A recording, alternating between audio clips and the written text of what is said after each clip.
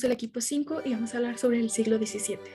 En el siglo XVII se decide el destino de tres naciones, cuyos estados se forman por vías distintas. El siglo XVII, también conocido como el siglo del Barroco, es el periodo de la historia que se extiende desde el 1 de enero de 1601 hasta el 31 de diciembre de 1700 después de Cristo, según el calendario gregoriano. En Europa fue un periodo caracterizado por el auge de la monarquía absoluta, la intolerancia religiosa, la sociedad estamental y el estancamiento económico, y el desarrollo de la racionalidad y la experimentación como método de conocimiento.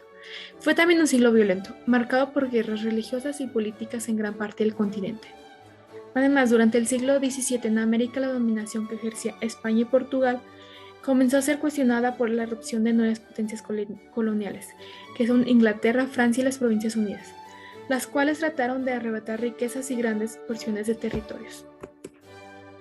Las principales potencias europeas del siglo XVI, España y el Imperio Otomano, comenzaron a declinar. Su hegemonía comenzó a ser cuestionada por nuevas potencias en ascenso: Francia, Inglaterra y las Provincias Unidas, hoy Países Bajos, Suecia y el Imperio Ruso. La monarquía absoluta fue la forma de gobierno predominante en el continente europeo. Se caracterizó por la concentración de todos los poderes del Estado en manos de un rey o monarca que accedía a través del trono de su herencia familiar. La de Francia, que es de Luis XIV, es el ejemplo más acabado de monarquía absoluta. El sustento ideológico del absolutismo fue la teoría del derecho divino, según la cual el origen de la autoridad del rey era Dios. De acuerdo con ese postulado, el monarca podía ejercer un poder ilimitado y no estaba obligado a rendir cuentas de sus actos ante sus súbditos. El absolutismo no logró consolidarse en Inglaterra, donde luego de una etapa de guerras civiles entre la corona y el parlamento durante la llamada Revolución Inglesa, se instauró de 1688 una monarquía parlamentaria. En este sistema el rey comparte el poder con el parlamento. Además se elige a un primer ministro que actúa como jefe de gobierno. Una forma de gobierno distinta a la monárquica fue la república parlamentaria, que se instauró en las Provincias Unidas de 1648. Los representantes de las 7 provincias que integraron el Estado se reunían en los Estados Generales, los cuales elaboraban las leyes comunes. Cada 5 años designaban al gran pensionario, quien dirigiría la administración pública, y el gran estauder, quien estaba al mando de las milicias. Se produjo una crisis económica, demográfica y social, que muchos autores dominaban como la crisis del siglo XVII. Se trató de una etapa de estancamiento caracterizada por la disminución de la producción agrícola, hambrunas, pestes, revueltas urbanas, rurales y un aumento de la tasa de mortalidad. Los acontecimientos más importantes del siglo XVII es la llegada del poder a la dinastía de los Romanov, cuyos zares gobernaron el Imperio Ruso entre 1613 y 1917. La Guerra de los 30 Años, que fue en 1618-1648, en que intervinieron casi todas las potencias europeas de la época. La Guerra Franco-Española, 1635-1659, que fue una continuidad del enfrentamiento iniciado en la Guerra de los 30 Años. La Guerra de la Restauración Portuguesa, 1640-1668, que concluyó con el renacimiento de la independencia de Portugal. La Guerra Civil Inglesa, 1642-1649, entre la corona y el parlamento. El fin de la Guerra de los 80 Años, que fue de 1648 iniciada en 1568, tras la cual España reconoció la independencia de las Provincias Unidas. La Fronda, 1648-1653, un conjunto de movimientos de insurrección contra la cada vez más centralizada monarquía francesa. La Revolución Gloriosa, 1688-1889, tras la cual se aprobó una declaración de derechos de Guillermo de Orange, debió aceptar para acceder al trono. Estado y religión, las guerras de religión. El Estado no tiene una iglesia oficial o religión de Estado, pero sí le da importancia a las expresiones religiosas de su pueblo, y por lo tanto no solo las protege, sino que las fomenta de forma equitativa entre los diferentes sectores religiosos presentes en su territorio. La separación de Iglesia y Estado.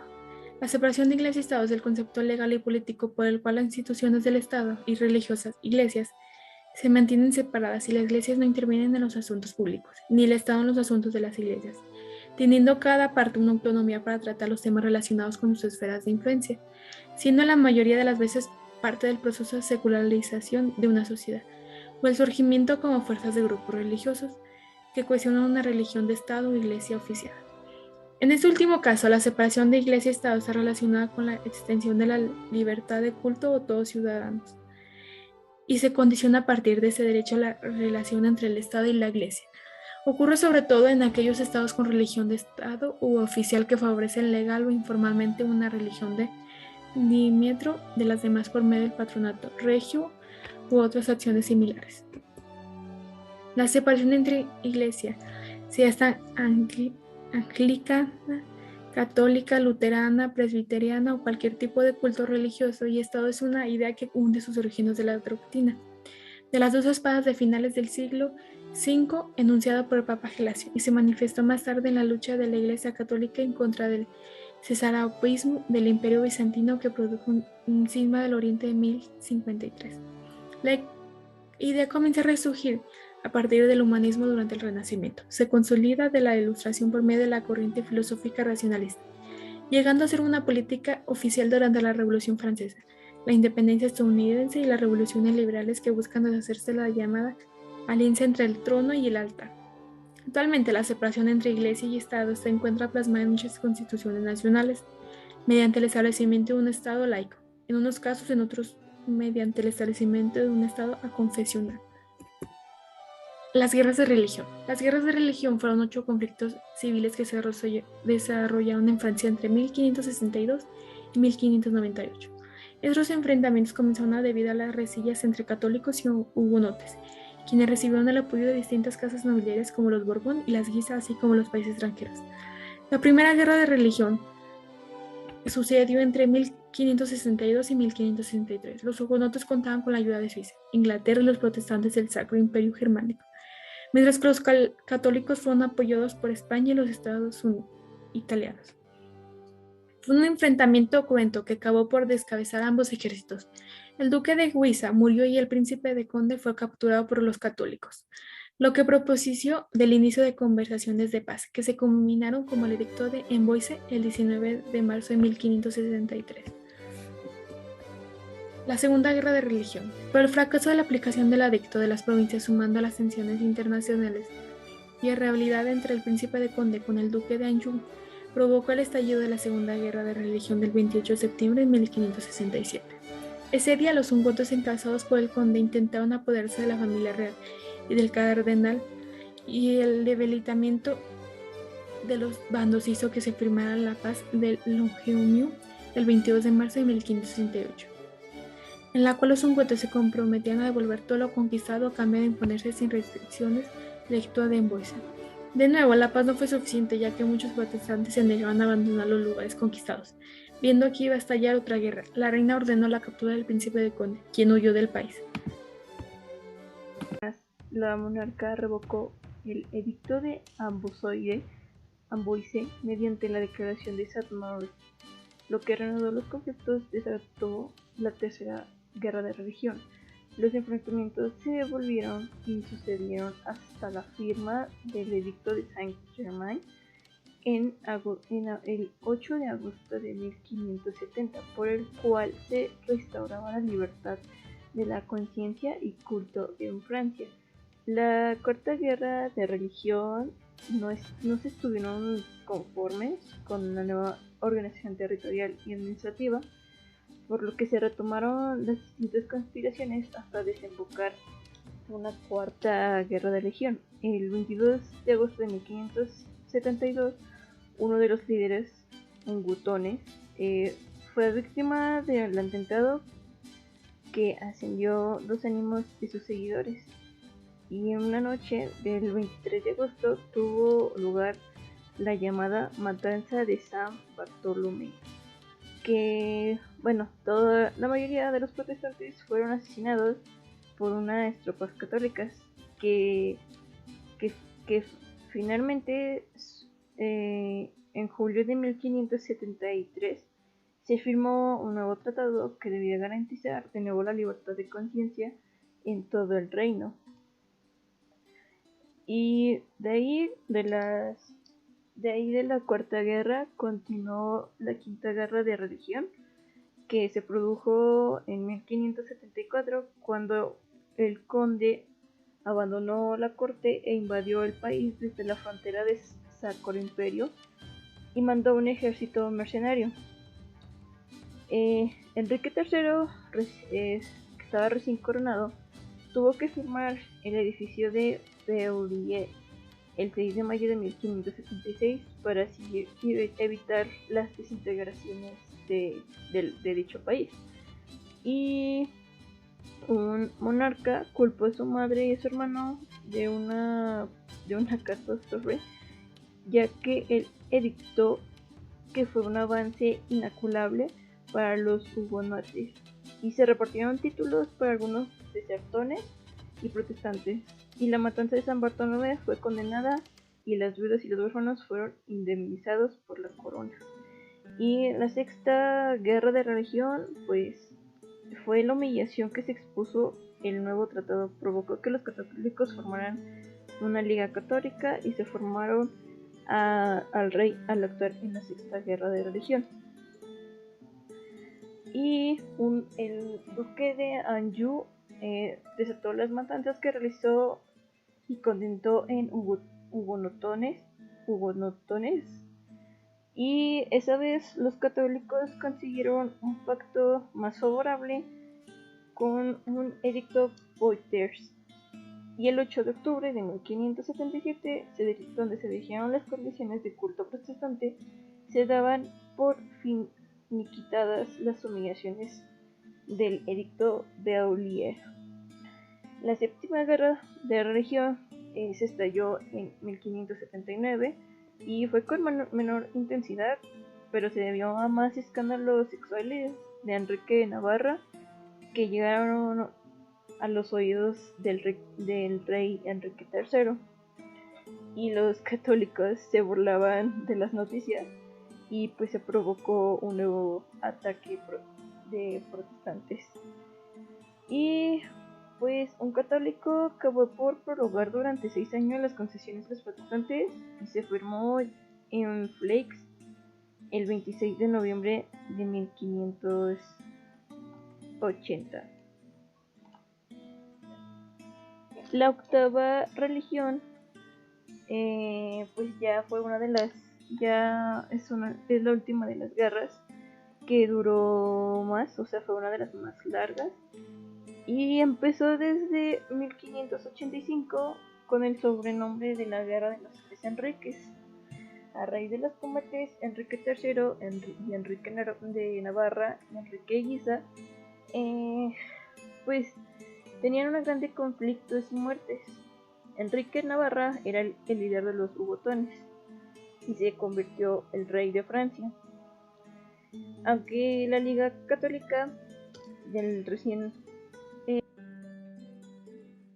se alió del catolicismo del julio de 1593, se le otorgó un reconocimiento por parte de los católicos. El 13 de noviembre de 1598 se firmó un edicto de Nantes que se puso el fin en el problema entre los religiosos, que se les otorgaba la libertad de culto a los hugonotes, y la guerra de religión terminaron con la dinastía de Valois-Angulema y reforzaron el ascenso del poder de Enrique IV de Borbón. Hola, mi nombre es Regina Guzmán Correa y el tema que voy a exponer hoy es Alemania al derrumbe. Bueno, los principios directores de esta guerra fueron dos: establecer la supremacia entre la confesión católica y la protestante y decatarse como la hegemonía del imperio y del emperador, o por la independencia de los príncipes. La Guerra de los 30 años condujo a la independencia de los príncipes, bloqueando así la formación de un Estado nacional, con el resultado de la desmembración del imperio pequeños estados. Alemania permaneció fragmentada hasta el surgimiento del Segundo Reich en 1870-1871. Como no había una capital, tampoco se desarrolló ninguna ciudad urbana que pudiera marcar las pautas de la nación en relación con el gusto, la lengua y la formación de vivir. Los alemanes perdieron el contacto con la cultura del lenguaje y del entendimiento mutuo, del diálogo, la retórica, la conversión, la suteliza, la charla, la comprensión, el confinamiento, el humor, la legación expresiva. Todo esto no formaba parte precisamente de la calidez por la que se les conoce como otros países. Así los alemanes se refugiaron en el lenguaje, más allá del lenguaje, el canto y la música, o en la manera intransigenia. Exterminó de un tercio de la población, una matanza a la que participó casi toda Europa: Francia, Dinamarca, Suecia, España, Polonia y otros países. Alemania quedó excluida de la carrera de las naciones. No reaparecerá hasta pasados de 2 siglos y lo hará dividida en 2 bloques, Prusia y Austria, con el actual sur de Alemania. En estos el país entró en la modernidad por el camino catastrófico marcado por la calamidad y la tragedia. La corte de Luis XIV, que se hace llamar por quienes lo veneran el Rey Sol, se convierte en un modelo para Europa.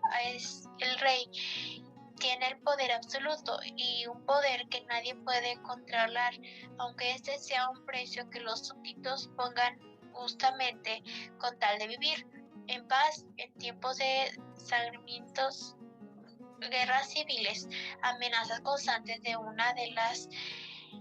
A cambio, la paz, están dispuestos a someterse totalmente al rey, en quien se manifiesta la verdadera esencia del Estado, el monopolio del poder sistemático de política económica mediante la importancia de materias primas desde las colonias y exportan de productos manufacturios, con el consiguiente fomento de la industria, lo que recibe el nombre de mercantilismo, de mercantía, comercio. Bueno, esto fue Alemania al derrumbe. Ahora el siguiente tema sería, voy a hablar un poco sobre la Guerra de los 30 años. ¿Qué es la Guerra de los 30 años? La Guerra de los 30 años fue una guerra político-religioso que tuvo lugar en Europa Central, del que participaron las principales potencias europeas en la primera mitad del siglo XVII. Esta se inició en 1618 y finalizó en 1648. Comenzó como un enfrentamiento de carácter religioso protestantes y católicos en territorio principales potencias europeas de la primera mitad del siglo XVII.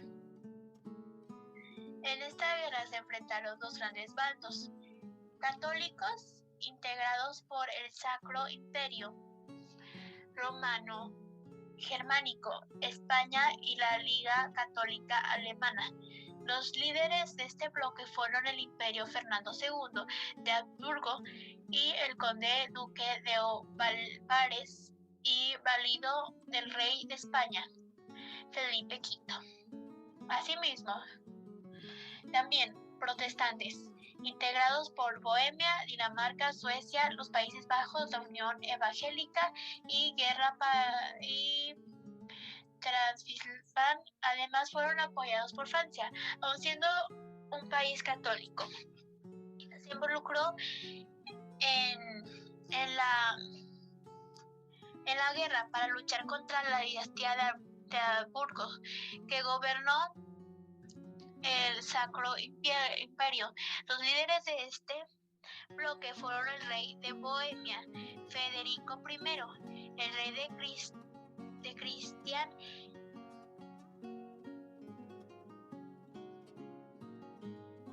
de Dinamarca, el rey sueco Gustavo Adolfo II, el cardenal Riunio, primer ministro de rey de Francia, y Luis XIII. El episodio que desencadenó la guerra fue Defenestración de Praga, suecos, que tuvieron lugar el 23 de mayo de 1618 en Bohemia. La guerra finalizó en 1648 con la firma de la Paz de Westfalia. Desarrollo de la Guerra de los 30 años. Los historiadores la dividen por 5 frases. La primera frase: Bohemia, 1618-1620. Tuvo carácter de la guerra cívico-religiosa, ya fue una insurrección de los protestantes checos de Bohemia contra el emperador católico Fernando II. Se inició con la llamada Defenestración de Praga, durante el cual los protestantes arrojaron por las ventanas del Palacio Real varios representantes del emperador. Luego organizaron un gobierno provisional que ofrecieron al carmelita Fernando V del Vaticano, quien fue coronado como Federico I de Bohemia. Los checos pidieron ayuda a la Unión Evangélica, que agrupaba a los estados alemanes, luteranos y calvinistas. Fernando II solicitó la asistencia de Liga Católica, Alemania y de España, cuyas fuerzas venció a los protestantes en la batalla de Montaña Blanca y aplastó la rebelión bohémica. La 2 fue fase palestina. Luego de haber pacificado el este del Sacro Imperio, Fernando II se volvió hacia el oeste y ocupó el Palatinado. La Unión Evangélica se disolvió y Fernando V partió hacia el exilio en Países Bajos. Fase de Neza.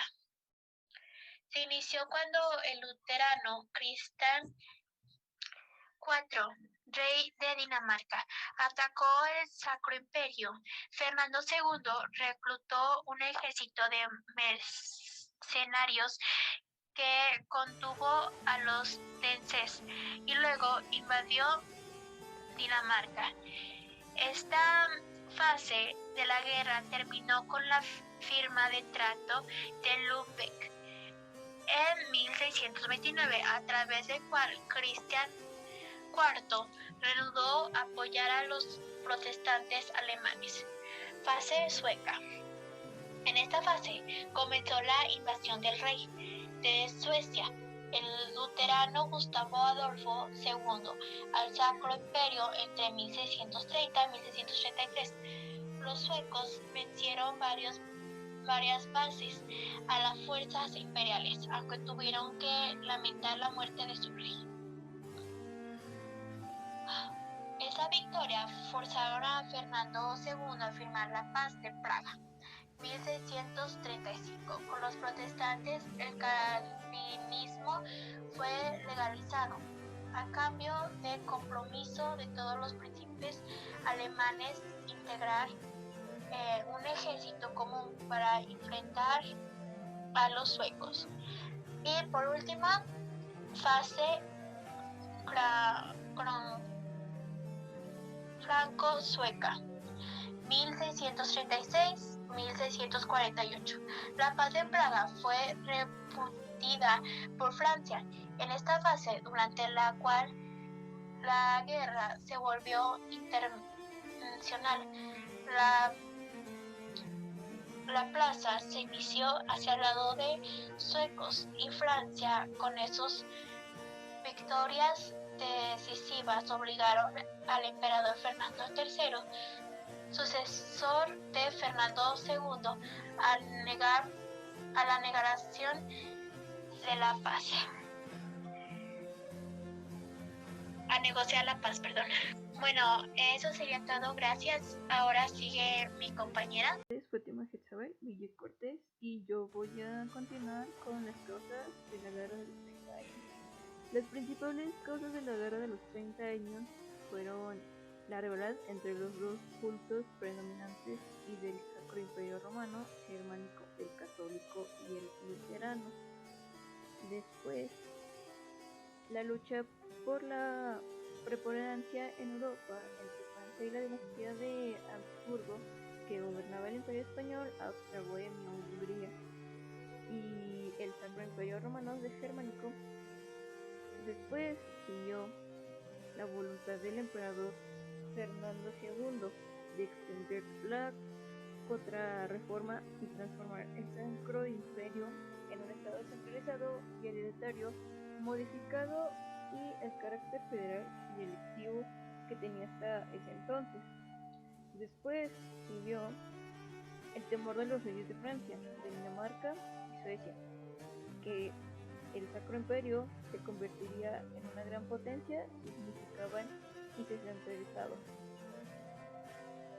Las principales consecuencias de la Guerra de los 3 años fueron Francia victoriosa se transformó en la principal potencia europea. La Confederación Helvética se separó del Sacro Imperio y fue reconocida como Estado independiente. El Sacro Imperio mantuvo su organización política federal y su monarquía electiva, tal como era antes de la guerra. Se confirma la vigencia del principio conocido como de quién es la región es la religión, que se consagra la libertad de los principales alemanes a elegir la religión de sus territorios de acuerdo con su conciencia, pero pues no se significó la obligación de sus súbditos de profesar la religión o en emigrar. El estado más afectado fue el Sacro Imperio, que perdió el 30% de sus habitantes y el 50% de su población masculina. Que la mayor catástrofe demográfica que padeció que Brandeburgo, que perdió un 50% de su población. Aquí entra la revolución científica, que hace un periodo de tiempo comprendido entre los siglos 16 y 17. En el desarrollo de campos como la física, la biología, la química, entre otros, se dan el lugar de nacimiento en la base de la ciencia clásica, y en ello, en detrimento, aquí entra la revolución científica, que se hizo referencia durante un periodo de tiempo. Entre los siglos XVI y XVII se desarrollaron varios campos, como la física, la biología, la química, entre otros. Se dan en un lugar de nacimiento desde la ciencia clásica y en ello, en detrimento de las ideas predominantes establecidas por la Iglesia y la religión. Por tanto, hace referencia a un periodo de tiempo en el que, como su propio nombre lo indica, las ciencias juegan un papel determinante. Durante los siglos XVI y XVII, en plena edad moderna, se desarrolló de dos campos, como la química, la anatomía, la astronomía. Así como los citados previamente, se centró en las bases de la ciencia clásica, todo ello en detrimento de una iglesia, así como de una religión que ofrecía respuestas que quedaron obsoletas. El concepto de la revolución científica fue acuñado por el historiador de Alexandre Koyré en 1939. La revolución científica provocó que los métodos de construcción del conocimiento estuvieran basados en la observación, en la experimentación y en la racionalidad. Métodos que fueron muy cuestionados al tener la Iglesia un gran poder y capacidad de influir en el pensamiento de la población. La revolución científica se opuso determinando un postulado que la Iglesia consideraba válido y por ende la población también. A través del control de libros o otras prácticas trataban de frenar el avance de estos científicos, de que los fieles no perdieran la fe ante las nuevas teorías. Es porque los personajes eran Galileo Galilei, René Descartes y otros reconocidos científicos. Se tuvieron que enfrentar a corrientes de pensamientos que ofrecía la Iglesia, aunque eso, como ocurrió en determinadas ocasiones, les costaba la vida. Las características de la revolución científica. Hace referencia a un periodo de tiempo comprendido entre los siglos XVI y XVII. Gracias a esos periodos se sienten las bases de la ciencia clásica y de las teorías que podrían ser consideradas como las primeras en aproximarse en la ciencia moderna. La Iglesia, a través de la Inquisición, trataban de frenar los avances de estas ciencias, y la revolución fue posible gracias a un desarrollo de ciertos campos como la biología, la química, la anatomía, entre más. Y esos campos en los que más cambios se produjo fueron más las matemáticas, la astronomía y la física, dando su lugar como método científico. Desde esos entonces, la construcción del conocimiento ha estado basada en la observación, en la experimentación y la explicación racional. La Iglesia, por el avance de esta revolución, comenzó a perder o poder al perder el sentido de sus ideas, gracias a la observación de muchos científicos, que pues entre esos científicos estaban, se destacan René Descartes y Galileo Galilei. Y pues a muchos científicos les costaba les costaba su vida a la defensa de sus teorías.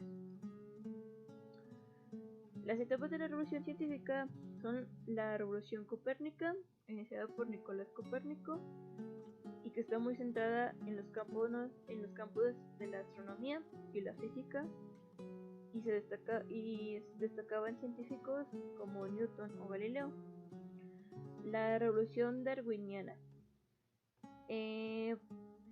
pues recibe el nombre por los aportes de Charles Darwin y se centra en los campos de la biología y la ciencia de la Tierra. Para el aporte es la teoría de la evolución. La revolución einsteiniana se hace referencia a sus teorías desarrolladas por Albert Einstein y se centra en los campos de la física. La revolución indeterminista fue adoptada por los científicos que contrariaban a la postura de la ciencia, que era determinista. En ese sentido se superaba esa concepción y dando su lugar a una ciencia en la que se contemplaba esa indeterminación. Y hasta aquí se acaba nuestro tema. Esperemos que les haya gustado.